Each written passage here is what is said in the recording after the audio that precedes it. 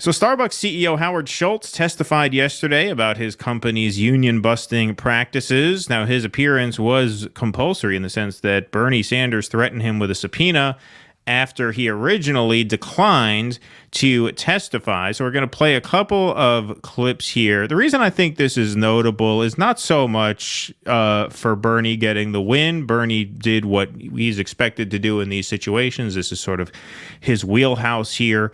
But I think this is more notable for just what an utter demon Howard Schultz made of himself. So we're going to play some pieces of video here.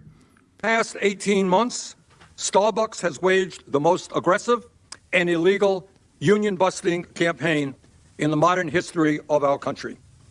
That union-busting campaign has been led by Howard Schultz, the multi-billionaire founder and director of Starbucks, who is with us this morning only under the threat of subpoena. Let us be clear about the nature of Starbucks' vicious anti-union efforts. The National Labor Relations Board, NLRB, has filed over 80 complaints against Starbucks for violating federal labor law. There have been over 500 unfair labor practice charges lodged against the company, and judges have found that Starbucks broke the law 130 times across 6 states since workers began organizing in the fall of 2021. These violations include the illegal firing of more than a dozen Starbucks workers for the crime of exercising their right to form a union and to collectively bargain for better wages, benefits, and working conditions. Since the first Starbucks union was certified more than 450 days ago in Buffalo, workers at more than 360 stores across 40 states have held union elections. 83% of these elections have resulted in a union victory, and today nearly 300 Starbucks coffee shops employing more than 7,000 workers have a union, despite Starbucks' aggressive anti-union efforts. But with nearly 300 shops voting to form a union, Starbucks has refused to sign a single first contract with the union, not a single one. All right, so that's sort of the preamble there. Just to fill you in on the context in which this hearing took place, we'll go back to the video in just a second. That's amazing. Not a single contract has actually been inked. I mean, it's just so completely obvious what is going on here. And the fact that Schultz sits there, first of all, just the balls on this prick to actually sit there with the Starbucks cup with the logo privileged toward the camera, getting like a commercial in for Starbucks. Just pretty incredible stuff. Now, he goes on here. Here's where he starts pressing him. And this made the more perfect union clip. So let's hear this. Have you ever threatened, coerced, or intimidated a worker for supporting a union? I've had conversations that could have been interpreted in a different way than I intended. That's up to the person who received the information that I spoke to him about. Were you informed of or involved in the decision to withhold benefits from Starbucks workers in unionized stores, including higher pay and faster sick time accrual? My understanding, when we created the benefits in May, 1 month after I returned as CEO, my understanding was under the law, we did not have the unilateral right to provide those benefits to employees who were interested in joining a union. Am I hearing you say that you were involved in the decision to withhold benefits from Starbucks workers in unionized stores? Is that what I'm hearing? It was my understanding that we could not provide those benefits under the law. See, he's being extremely slimy there because, of course, you could ink a contract and give them the benefits, right?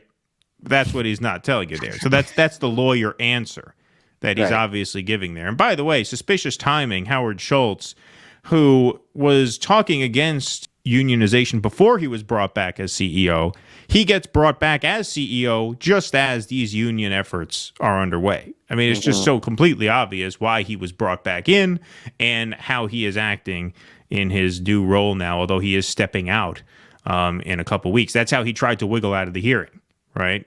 At first he said, well, I don't think I should show up to testify because I'm not going to be here much longer anyway. It just shows how much of a dick he really is. So, and I almost kind of consider this theater in a sense, because on one hand, it's good for Bernie to actually do this, but the other thing is what good is it going to do, really? I mean, all of these things. Yeah, go ahead. Well, Yeah. And my kind of issue with it is, at the beginning, Bernie said this is, Starbucks has launched the most aggressive union busting campaign, blah, blah, blah, blah, in the history of the United States. Okay. Talk about Haymarket, the Pinkertons. People got shot and killed in those. Okay. And then, like, Bernie's going to sit here and say the largest, strike breaking thing. Joe Biden just busted up a rail strike. Right. So, like, what's our level of aggression here in history? That's the reason why it seems performative. Yeah. Well, yeah, I mean, you have the Katie Porters who go up with the whiteboards and they'll, harangue a CEO. They bring him in, right? They give him one like a sort of struggle session of sorts. But then, party brass looks after them in the end anyway. Yeah, right. There you go. Yeah, exactly. But I mean, what I talked about is, I really think there should be organized boycotts of non-union Starbucks houses. I think there should be, because Starbucks, unlike Amazon, Starbucks is actually like avoidable. Like, I shop from Amazon because, like, I'm not a rich guy. I have finite consumer choices. If I can get an HDMI cable for $6 on Amazon or $34 at Best Buy, I got to go through Amazon, right? Yeah. Like, I can't not do that. When it comes to Starbucks, there's plenty of alternatives. I'd like to take this opportunity to tell you about the Dunkin' Donuts app, everybody. Our new sponsor for the show. We are brought to you by Dunkin' Donuts. America runs on Dunkin'. Did you know you get 100 bonus points when you order ahead on Mondays? So on Monday morning, order ahead at Dunkin' Donuts. Curbside pickup still available. And let me take this opportunity to inform you guys about Folgers, brewed at home. An entire pot. Exactly. I mean, it's avoidable. You don't have to go to Starbucks, and pay those prices for coffee. There's always a coffee shop across the street. So I mean, I really I'm not drinking Starbucks anymore. Yeah. I only go to Starbucks now if I have a gift card. Right. It's not my money. So, but the last time I went into Starbucks to get coffee probably was in 2019, 2020. So, there are better places. And I'm sorry, Keen, but, and I make this joke, like I know Warren and like other people, but Dunkin' ain't shit either. I get it. It's cheap. But it's like, look, I lived in Boston for 17 years. And Dunkin's not that cheap now. It's not that cheap now, but it's still not good. Like, I get it if you like it, but it's like, No, it's not great quality coffee. It's not great, but I get it. Like, it's cheap considering, and it's in most places, but it's available. Yeah, she's Folgers. She's a team Folgers. Yeah, but no, find an independent coffee shop or a Dunkin' Digest, like anything. Like you can avoid it. No, actually, Dunkin' Donuts is not cheap.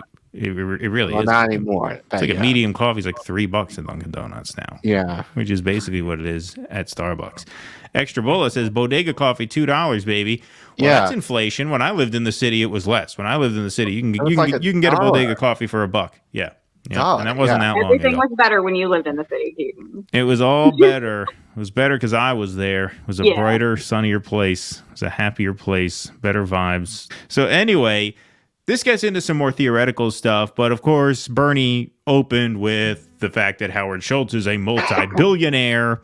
And at a certain point in the hearing, Schultz wanted to make known his offense at being called a billionaire as if it was a pejorative term. Let's hear him on that. The last thing you said, and it's been said many times by the chairman, I just want to make a point of that. This moniker billionaire, let's just get at that, okay? I grew up in federally subsidized housing. Let me finish. I grew up in federally subsidized housing. My parents never owned a home. I came from nothing.